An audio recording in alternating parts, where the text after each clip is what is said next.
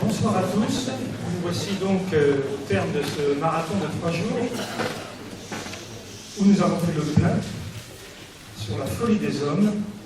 Et ce soir, il y a, ceux qui connaissent son visage sont déjà aperçus, une petite modification de programme puisque Jean-Claude Guilbault a dû renoncer, non pas de son propre chef, mais sur ordre de son chirurgien. Il est resté 3 heures sur une table d'opération, là où il était prévu qu'il n'y reste qu'une demi-heure. C'est une opération grave.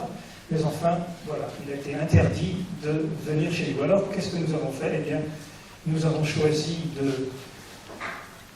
d'inviter Dany Robert Dufour, qui, prévenu seulement il y a quelques jours, a été très sportif à tous les sens du mot, puisqu'il a accepté de relever le défi. Alors il est vrai que nous avions un avantage, c'était un avantage géographique, puisque Dany Robert Dufour, qui est professeur d'université à Paris 8, réside en ce moment à Nantes pour une année dans l'Institut d'études avancées, qui est notre voisin immédiat, le stade Marcel Saupin, et l'Institut d'études avancées donc, qui rassemble chaque année des chercheurs venus du monde entier, et on peut dire parmi les meilleurs, et je le dis évidemment ici en présence de son directeur Alain Supiot, qui nous fait l'amitié de nous avoir rejoints ce soir.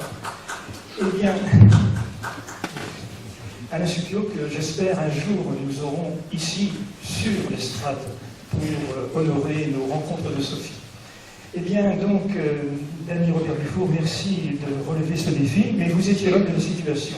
Vous étiez l'homme de la situation d'abord parce que, il y a une quinzaine d'années environ, vous avez écrit un livre intitulé Folie et démocratie. À moins que ce soit démocratie et folie, mais au bout du compte, folie et démocratie. Donc déjà, vous étiez mobilisé sur notre sujet, et puis surtout, on m'avait conseillé, une amie m'avait conseillé, Muriel Fabre-Magnan, je la nomme aussi, pourquoi pas, m'avait conseillé votre œuvre, que j'avoue personnellement ne pas connaître intégralement, mais connaître quand même déjà un petit peu, et je crois que vraiment vous êtes en effet dans le ton, dans le sujet. Vous êtes l'auteur de beaucoup d'ouvrages qu'on trouve là-haut à la librairie. Le tout dernier, celui que j'ai eu le temps de regarder de plus près, L'individu qui vient après le libéralisme. Je crois que ça va consonner vraiment avec ceux qui, parmi vous, ont assisté aux séances précédentes. Dany Robert Dufour, vous êtes ancien directeur de programme au Collège international de philosophie, et vos ouvrages passent désormais au livre de poche, ce qui est le signe d'une audience méritée. Je signale que le 15 mars prochain, aux éditions Folio, Gallimard, il y aura le Divin Marché, et en même temps, La Cité perverse, votre avant-dernier ouvrage.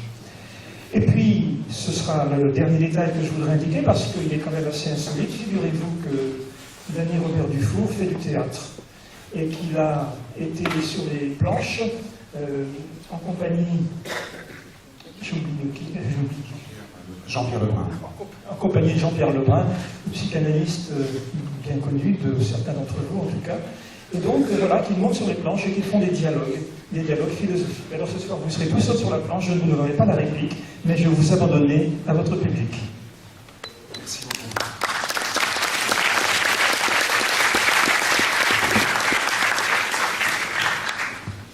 Eh bien, bonsoir. Tout d'abord, je rends hommage évidemment à Jean-Claude Guilbault, qui, comme vous venez de l'apprendre, n'a pas pu vous parler ce soir. Et que j'espère donc pouvoir, dans la mesure de mes faibles moyens, essayer de remplacer. Eh bien, j'espère qu'au cours de ces journées, vous avez trouvé quelques rapports entre, disons, folie et philo, deux productions très, très humaines. Que pourrais-je donc ajouter? Eh bien, je vous propose de commencer par repérer ce que véhicule notre langage ordinaire sur la folie. Partons, par exemple, d'une expression aujourd'hui très courante. Une expression comme « avoir un coup de folie » ou « il a été victime d'un coup de folie ». qu'est-ce que cela laisse spontanément entendre?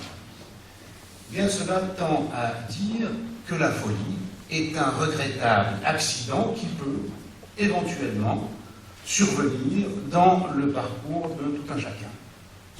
Un accident, donc. Et c'est d'ailleurs souvent comme cela, dans ce qu'il est convenu d'appeler les informations, que la folie est présentée. C'était un homme sans histoire, puis tout à coup, sans qu'on comprenne pourquoi, il s'est mis à tirer dans la foule. Ou, d'un coup, il s'est précipité sur sa femme pour l'étrangler. Ou, soudain, il a poignardé quelqu'un dans la rue, comme ça, au hasard. Alors, vous le savez maintenant, après ces 3 jours, ces 3 journées, le philosophe est celui qui interroge les représentations spontanées, c'est-à-dire les certitudes de ses concitoyens, pour souvent les mettre en question. Bref, le philosophe, dès lors qu'il essaye de faire à peu près bien son travail, est quelqu'un qui souvent dérange, disons, un emmerdeur. Et c'est pour cette raison que, souvent, cela se termine mal pour lui. On lui fait payer cher ce qu'on prend pour des insolences. Et c'est ainsi qu'on a tué le premier d'entre eux, Socrate, en lui faisant boire la ciguë, le poison de la ciguë, parce qu'il montrait que bien des certitudes de ses concitoyens, d'alors, n'étaient que de pures illusions. Alors, j'espère que vous serez plus sympathique avec moi et que vous n'aurez pas trop de coups de folie, car c'est précisément ce que je vais essayer de faire maintenant. Interroger les certitudes actuelles. Interroger les certitudes actuelles. Et je vais essayer de vous montrer que la folie des hommes n'a rien d'accidentel, comme on voudrait le croire, probablement pour se rassurer, mais que cette folie des hommes est, comme on dit, structurelle. Je veux dire qu'elle se trouve au cœur de la condition humaine. Bref, comme le disait un des plus grands auteurs du XXe siècle, Samuel Beckett, les hommes naissent fous. Et s'il est devenu un des plus grands auteurs de ce siècle, de ce XXe siècle, c'est précisément parce qu'il avait mis cette question au cœur de son théâtre et de sa littérature. Mais pourquoi les hommes naissent-ils fous? Eh bien, il y a une bonne raison à cela, à mon avis. C'est parce que, pour eux, ça commence mal, et même très mal, toujours. Les hommes naissent en effet inachevés, c'est-à-dire qu'ils ne sont pas finis ou finalisés à la naissance, pas autant et même beaucoup moins que les autres animaux de leur groupe, les mammifères supérieurs. Cela, ça se raconte depuis toujours dans le champ philosophique. C'est exactement ce que dit par exemple le mythe grec qui raconte la création des hommes. Vous trouverez ce récit exposé dans le Protagoras de Platon qui reprend à sa façon le mythe qui est déjà présent chez Hésiode. Donc Hésiode qui est avec Homère, écrit avec Homère, qui est l'auteur avec Homère du premier grand récit de l'Occident. Cette histoire de la création des hommes est simple et elle est à la fois comique et tragique. Je vous la rappelle. Ça commence comme cela. Les Olympiens ont vaincu les Titans et ils se posent la question de la création de ce qu'ils appellent, avec un certain dédain, les races mortelles, donc évidemment les hommes. Or, et cette donnée en dit déjà très long, plutôt que de s'occuper eux-mêmes de cette besogne, c'est aux dieux vaincus, c'est-à-dire à des dieux de seconde zone, les Titans donc, 2 Titans, 2 frères, Épiméthée et Prométhée, que les Olympiens confient la tâche de créer ces races mortelles. Comme si les Olympiens n'avaient pas voulu, disons, se salir les mains en se compromettant dans cette besogne subalterne. Alors, vous connaissez l'histoire. Épiméthée est un étourdi, alors que Prométhée est avisé. Or, bien sûr, c'est l'étourdi qui commence. Et il commence en distribuant généreusement les qualités dont il dispose en dotant en nature chaque animal. Par exemple, pour le premier, il donne les griffes, pour le second, il donne le venin, pour le troisième, la vélocité, et ainsi de suite pour les autres. La capacité de voler, ou de nager sous l'eau, ou la fourrure, ou la puissance, ou la légèreté, etc. Tout va pour le mieux, vous le savez, dans la conduite de cette grande œuvre, jusqu'au moment où arrive le tour des hommes. Et là, Épiméthée, l'étourdi, s'aperçoit que le grand sac des attributs est vide. Ce qui crée bien sûr une panique, si vous me permettez ce terme, titanesque. Et si qu'intervient le second, Prométhée, la visée, pour tenter de réparer la faute, pour ne pas dire davantage, de son frère. Car cet être sans équipement n'aurait évidemment pas pu succomber si Prométhée n'avait pas été dérobé le feu aux Olympiens pour le donner à cet être. Du coup, ces animaux faibles et sans poils ont pu s'assembler autour du foyer et, partant, survivre. Mais là, nouvelle question, étant dépourvu de tout, chacun s'est trouvé conduit à penser que l'autre avait peut-être plus que lui. Vous voyez de quoi ces farceurs sont capables. Être sauvés in extremis pour s'entretuer aussitôt pour quelques jalousies. Du coup, ils se sont retrouvés confrontés à l'abyssale question du vivre ensemble, c'est-à-dire des lois qu'ils doivent absolument se donner afin de pouvoir être ensemble sans trop s'entretuer. Bref, l'homme, contrairement à la légende rassurante qui en fait l'enfant chéri de la création, l'homme procède d'une erreur. Je dirais donc que l'erreur est humaine. Bref, l'erreur, c'est moi, c'est vous, c'est nous. Nous sommes l'erreur humaine. Car, comme l'écrit encore une fois, si bien Beckett, moi-même, j'ai été bâclé de façon scandaleuse. Inhumaine est donc la condition humaine, originairement marquée par le fait de manquer, de ne pas avoir ce que les autres espèces animales possèdent. Et de fait, les autres primates mangent, dévorent, déchirent. Leur tendulet se forme immédiatement à la naissance. Et à peine sont-elles au complet que la dentition définitive commence à apparaître. Face à cela, la survie alimentaire de l'homme est un bel exemple de totale dépendance. Il lui faut plus de 2 ans pour posséder toutes ses dents de lait, et sitôt ce prodige accompli, il les perd aussitôt pour de vivre à demi édenté jusqu'à 5 ou 6 ans. Le développement sexuel aussi de cet étrange animal est très intéressant. Jusqu'à l'âge de 5 ans, il suit à peu près l'évolution observée chez les autres primates. Sauf qu'au moment d'aboutir, il s'interrompt brutalement pendant 5 ans, si bien qu'après la fameuse période de latence, si bien qu'après tant de reprises, de remords et de réorientation, cet animal, l'homme, n'est jamais très sûr du sexe auquel il appartient. Et encore, je ne vous parle pas de cette déplorable absence de l'os pénien. Je ne sais pas si vous avez jamais entendu parler de l'os pénien, mais les hommes, vous voyez probablement ce que je veux dire, je n'ai sûrement pas besoin de vous faire un dessin, mais les hommes sont les seuls de tous les primates mâles à avoir perdu cet os pénien, et je pense qu'il leur arrive quelquefois, n'est-ce pas, chers amis, de regretter amèrement l'absence. Eh bien, en comparant la maturation prénatale de l'homme à celle des autres mammifères supérieurs, on a par exemple calculé que l'homme ne devrait pas naître à 9, mais à 18 mois. L'homme sort donc trop tôt.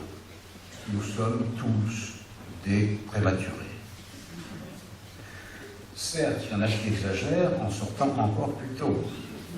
Mais cela ne change rien à l'affaire, puisque même ceux qui viennent à terme viennent trop tôt.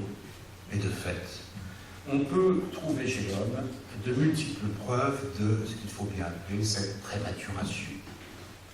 poison cardiaque mal fermé à la naissance, immaturité postnatale du système nerveux pyramidal, insuffisance des alvéoles pulmonaires, si bien que quand un enfant arrive dans notre monde, il faut commencer par lui taper dessus pour qu'il crie et que ses alvéoles pulmonaires s'ouvrent.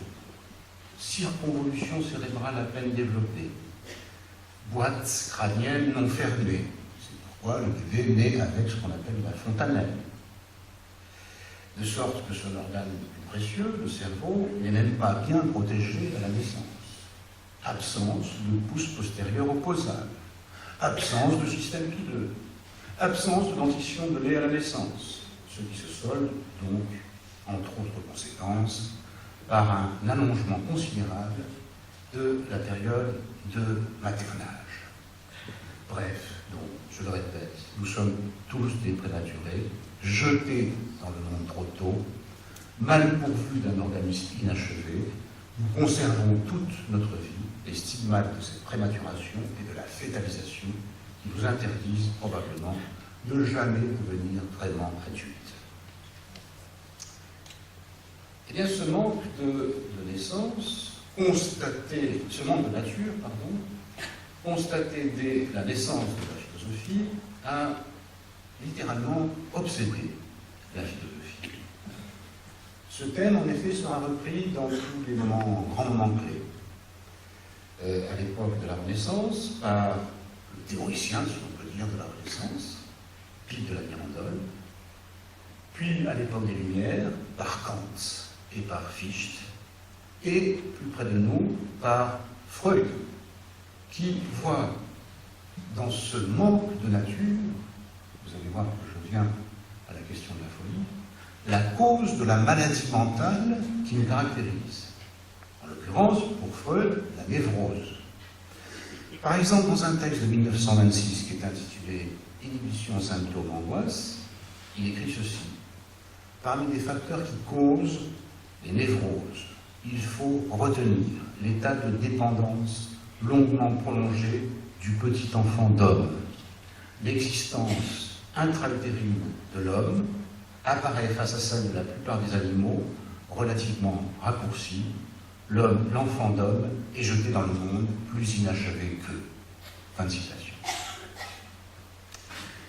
Et depuis un siècle, cette question est passée du plan philosophique au plan scientifique. Je citerai seulement quelques noms.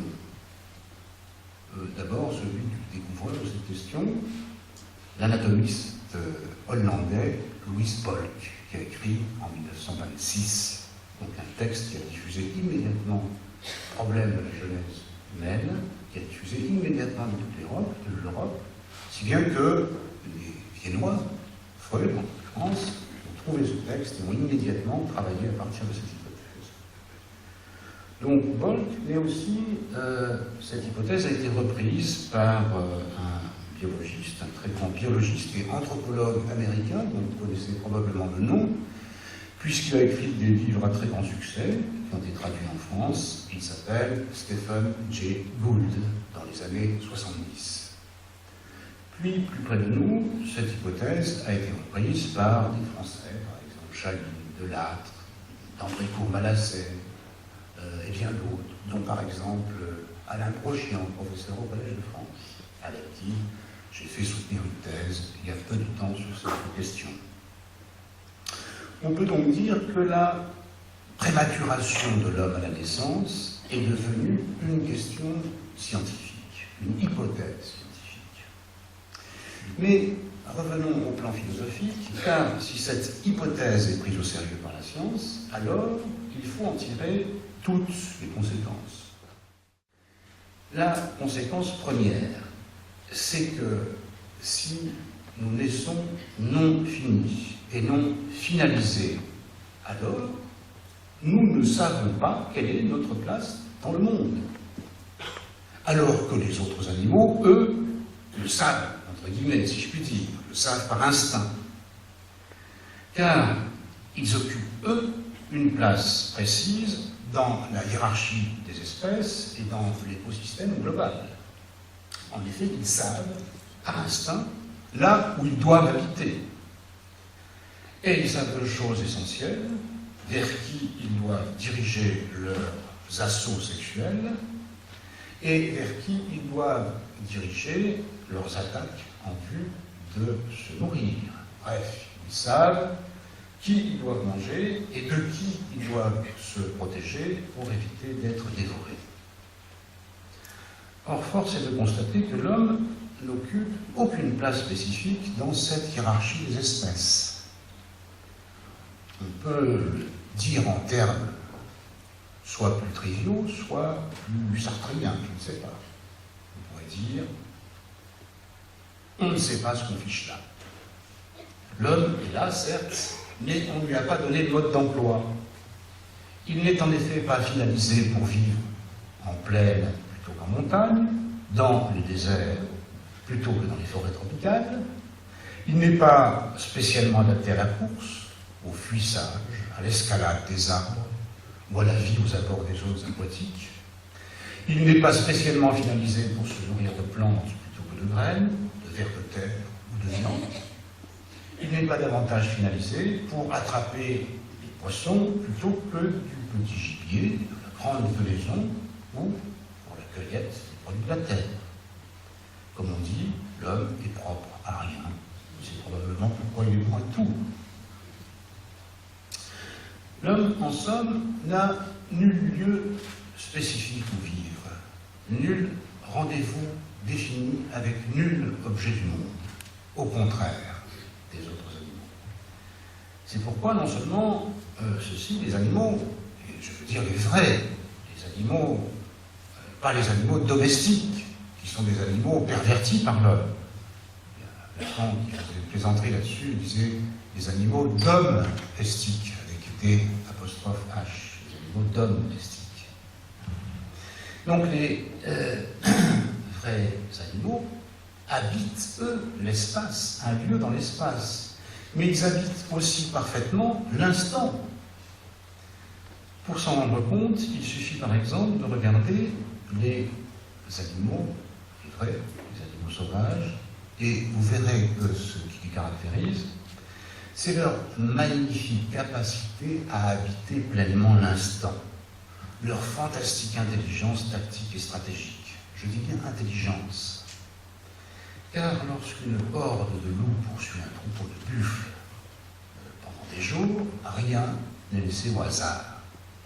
L'évaluation exacte du besoin alimentaire, l'éducation des petits aux tactiques synégétiques de chasse, l'estimation des forces en présence, le respect de la hiérarchie de la meute, la répartition des forces, l'identification parmi les troupeaux de la proie idéale, le calcul des trajectoires pendant la course, l'enchaînement et la combinaison des attaques, le calcul exact du rapport, on pourrait dire, coût-bénéfice, la capacité de décision par rapport au moment de capture ou de rupture du combat et du repli, la répartition des parties consommables. Bref, prenez les meilleurs stratèges de tous les temps, par exemple Sun Tzu, Clausewitz et Jap, réunis, et vous verrez bientôt qu'ils pèsent de peu de poids face à un simple loup. Regardez en effet bien l'animal à l'attaque. Observez-le à l'instant de la prédation ou à celui de la capture sexuelle. Et vous pourrez constater la parfaite suffisance de cet être. Toute son intelligence est mobilisée dans l'instant. Il n'est jamais pris en défaut. Et d'ailleurs, s'il était pris un dixième de seconde, il laisserait des plumes ou sa peau. Il habite totalement l'instant. Il sait parfaitement utiliser son appareillage. Venin, rapidité, griffes, vélocité, à l'instant crucial. L'animal est donc fini, finalisé. Il sait, avec des guillemets, ce qu'il a à faire, ou comment il doit le faire. Et quand il a rendez-vous avec son objet, proie ou partenaire, il est tout entier présent dans l'espace-temps de la rencontre, ici même, et pas à côté, sans retard ni avance, intégralement présent dans le présent immédiat de l'instant. Eh bien, comparé à ceci, les hésitations, les indécisions, les remords, les reports, les sueurs froides, les tremblements, les délibérations, les tergiversations qu'il faut, par exemple, à l'homme, pour se lancer le plus souvent à contre-temps, lorsqu'il s'agit pour lui, par exemple, d'embrasser une femme pour la première fois.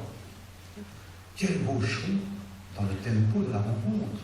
En général, c'est toujours trop tôt ou c'est toujours trop tard. Eh bien, cet être débile, l'homme est donc doublement défaillant. Du point de vue du temps, du point de vue des deux grandes dimensions dans lesquelles nous vivons, du point de vue du temps et du point de vue de l'espace. Or, que dit-on d'un être perdu dans le temps et perdu dans l'espace? Eh bien, on dit qu'il est fou. C'est pourquoi je dis que l'homme est fou.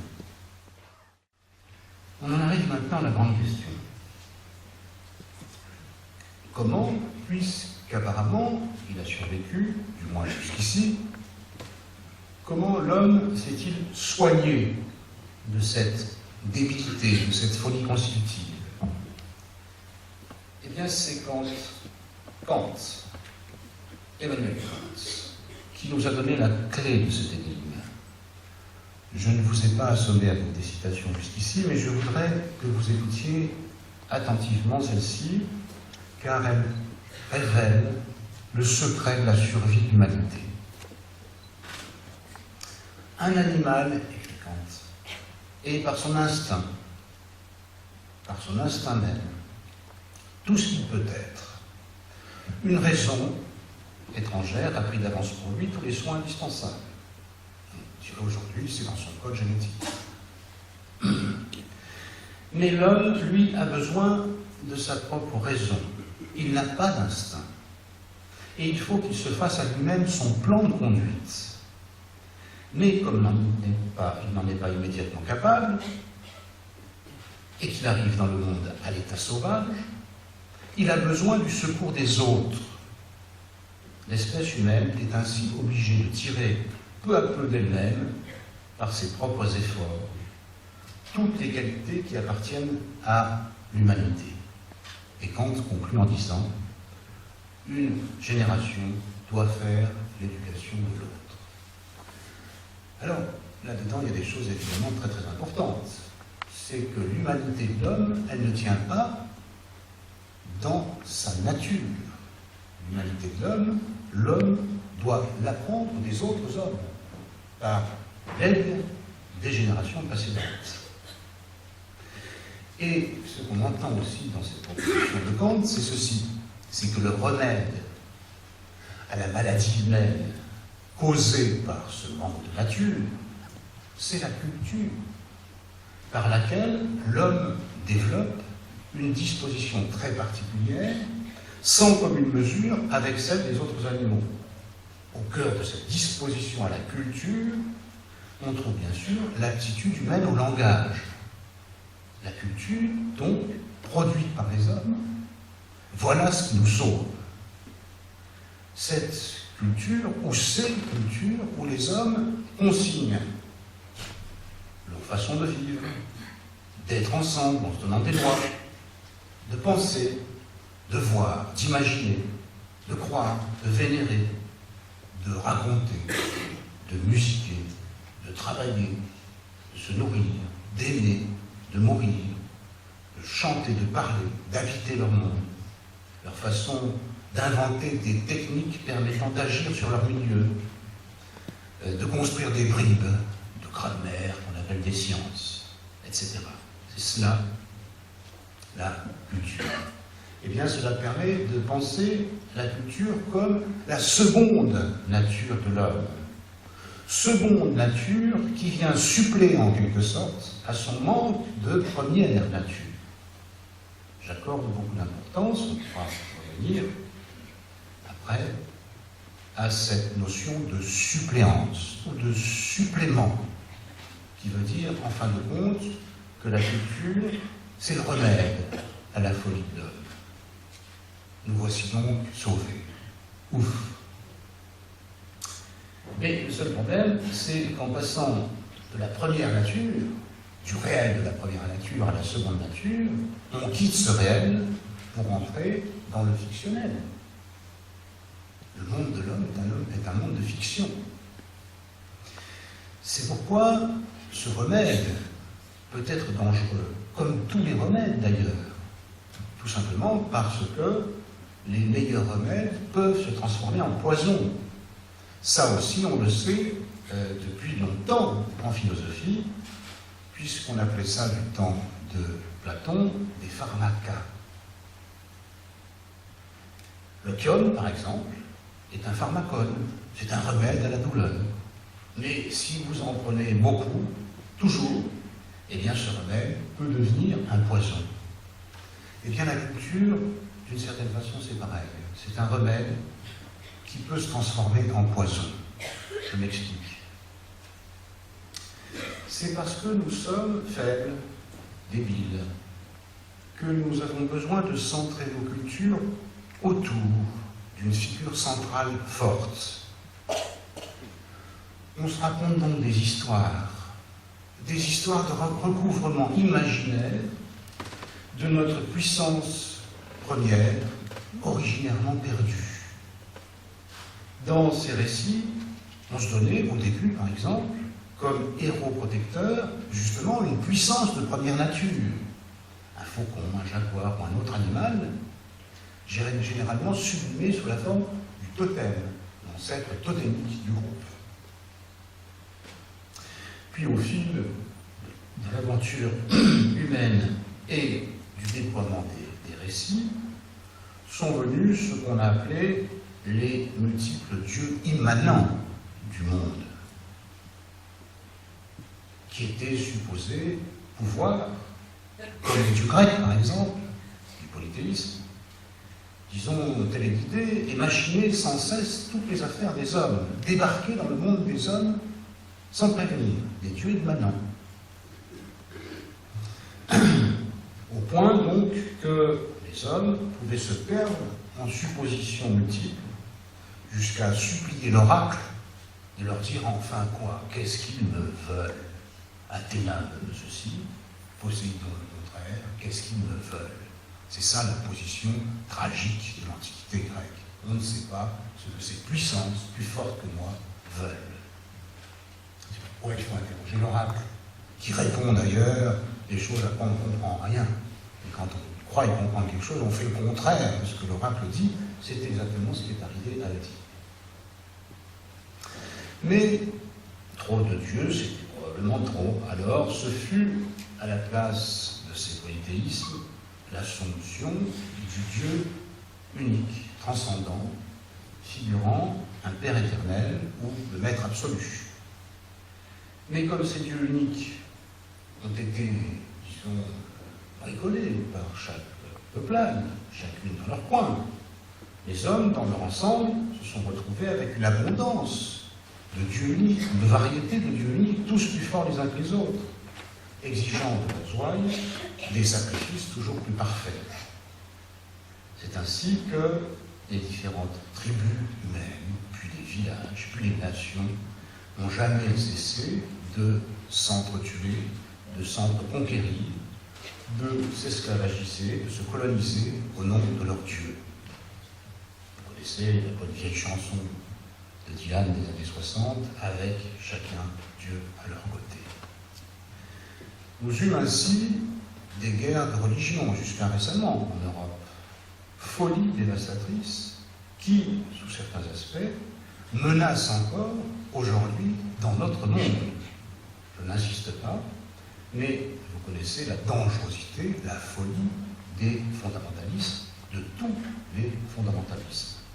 On n'en est pas encore sorti. Et puis, nous eûmes ce qu'on appelle des religions politiques. Par exemple, celle du fascisme, célébrant la patrie, son peuple et son guide supérieur, dont celle particulièrement virulente du nazisme, célébrant la race supérieure, la race aryenne. Et nous eûmes aussi une autre religion politique au cours du XXe siècle, le sabellisme, célébrant le prolétariat, les lendemains qui devaient chanter, et ce grand dirigeant du prolétariat comme nouveau sauveur.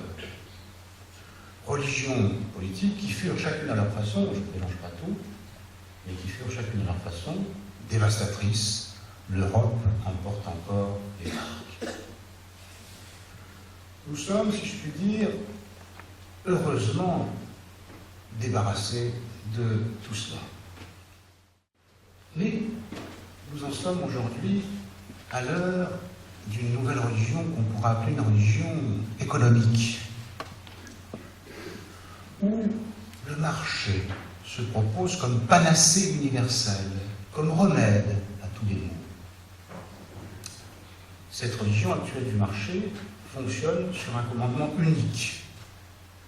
Soyez égoïste, ne pensez qu'à votre intérêt personnel, et la richesse universelle s'en suivra.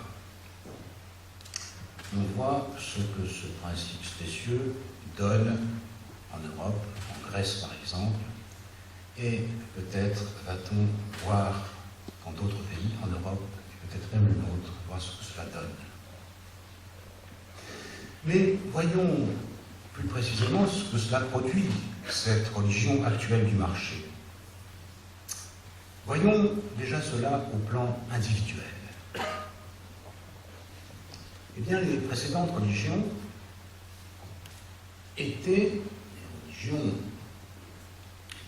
qui mettaient en jeu des formes que j'ai évoquées tout à l'heure, par exemple dans le monothéisme, les religions du monothéisme. Les précédentes religions étaient, pourrait-on dire, répressives. Elles étaient en effet saturées de commandements commençant par « tu ne dois pas ».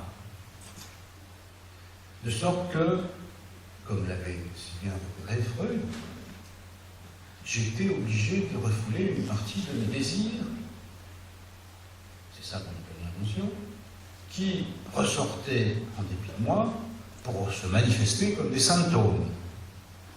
Bref, donc, à l'époque de ces religions, j'étais globalement un névrosé. Et pour les quelques-uns qui n'acceptaient pas ce refoulement, ils n'avaient plus qu'à dénoncer cette figure centrale, Dieu. Et comme Antonin Artaud, par exemple, se déliraient eux-mêmes en Dieu. Artaud qui criait « Je suis celui qui est mort au Golgotha », etc. C'était ce qu'on appelait la psychose.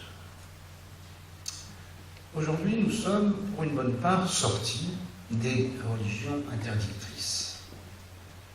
Mais pour rentrer dans la religion, on pourrait dire incitatrice du marché, qui dit en quelque sorte « vas-y, fonce, joue ». Certes, il y a moins de refoulement, mais il y a plus d'individus perdus dans ce qu'on appelle des psychoses narcissiques. Puisque, en l'absence de cette figure centrale répressive, qui leur dictait ce qu'il fallait faire et ne pas faire, en l'absence de cette figure, les individus doivent désormais se débrouiller tout seuls. Ils sont contraints donc de chercher à se fonder tout seuls. Or, vouloir se fonder tout seul, c'est aussi difficile pour un individu que s'il voulait soulever la chaise sur laquelle il est lui-même assis. Ou aussi difficile que s'il voulait se soulever lui-même en se tirant sur les cheveux. C'est pourquoi vouloir se fonder tout seul, cela débouche généralement sur deux impasses. Deux impasses qui nous étaient en quelque sorte épargnées par les religions autrefois. Tout simplement parce qu'au cœur de cette religion, il y avait une figure centrale qui se réclamait de son auto-fondation. Je suis celui qui suis.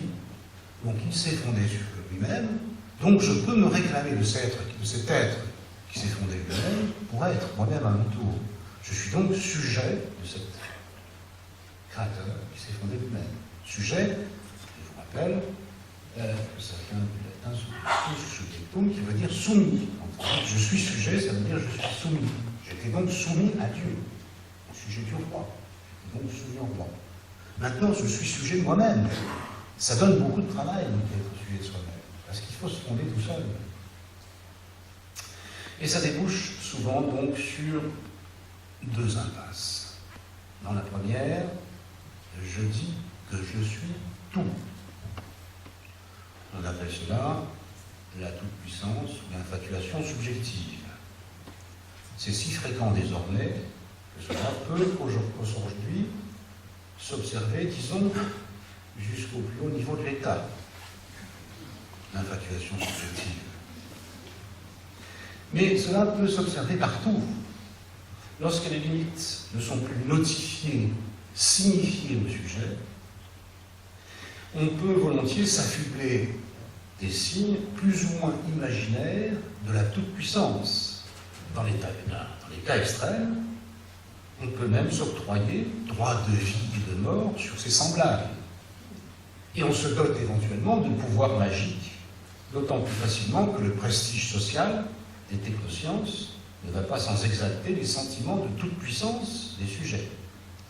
Pensez par exemple à la survenue très régulière dans nos sociétés actuelles de phénomènes du type Columbine High School. Il y a eu un film il y a eu un film de Gus Van Sant sur ce massacre de Columbine High School où 2 ou 3 adolescents lourdement armés se mettent, comme dans les jeux vidéo, à exterminer leurs camarades et leurs profs avant de se suicider. Là, ces événements d'infatuation subjective, de toute puissance, arrivent de façon régulière dans nos sociétés et font quand même un drôle de symptôme de la folie ambiante. Pensez aussi, par exemple en France, au cas de Richard Durne et bien d'autres. Et puis il y a tous les cas qu'on ne connaît pas, tous ces cas d'infatuation subjective locaux. La deuxième impasse dans les tentatives pour se fonder tout seul, c'est le contraire de la première. Non pas je suis tout, mais je ne suis rien. C'est l'effondrement subjectif, ce qu'on appelle aujourd'hui la dépression. Phénomène aujourd'hui très répandu. Il y a eu une étude publiée en 2010 qui disait qu'à peu près un quart de la population était caractérisé par des passages, des moments ou des états dépressifs. Alors, si on évite cela, ce sont quand même des formes de la folie actuelle. Si on évite cela, eh bien, il reste ce que propose le marché. Le marché qui ne cesse d'inviter donc les individus à la jouissance en leur offrant constamment des objets manufacturés, des services marchands, des fantasmes produits par les industries culturelles, de tout supposé satisfaire, donc toutes les appétences, quelles qu'elles soient. Donc le marché, c'est ce qui vous agite constamment sur le nez, dans les petits récits publicitaires, à la télévision, ou dans la rue, ou dans les journaux, partout, avec ces petits récits publicitaires qui se déversent constamment sur nous, c'est ce qui vous agite constamment sur le nez, l'objet que vous devez acheter pour satisfaire vos passions et vos pulsions. Le seul problème, c'est que quand on attrape cet objet, on est content parce qu'on satisfait ses passions et ses pulsions, mais on ne s'aperçoit pas qu'on est attrapé par l'objet qu'on attrape. Parce que cet objet, il est agité, n'est-ce pas? Tout le monde saute dessus, et ensuite il draine ce qu'on pourrait appeler des troupeaux de consommateurs. Donc au moment où on croit satisfaire une satisfaction narcissique, une satisfaction personnelle, on ne s'aperçoit pas qu'on est mis en troupeau, en quelque sorte. C'est donc la multiplication aussi dans nos sociétés de ces troupeaux de consommateurs qui ne se limitent pas aux objets, mais qui se manifestent aussi par disons, des formes de discours, par des façons de parler, par des idées formatées par des publicitaires, des individus s'emparent, etc. Donc vous voyez qu'il y a un grand risque là, puisqu'au moment où on croit se satisfaire, on croit qu'on attrape l'objet de satisfaction, on est attrapé par cet objet. Ce qui veut dire que cela mène à quoi, si je continue ce tableau de la psychopathologie contemporaine? Ça mène à quoi? Eh bien, tout simplement, ça mène à ce qu'on appelle aujourd'hui l'addiction. L'addiction aux objets qui produit des souffrances identiques dans leur fonctionnement aux addictions qu'on observe dans les usages de la drogue, puisqu'on sait aujourd'hui qu'on peut se droguer avec beaucoup de choses.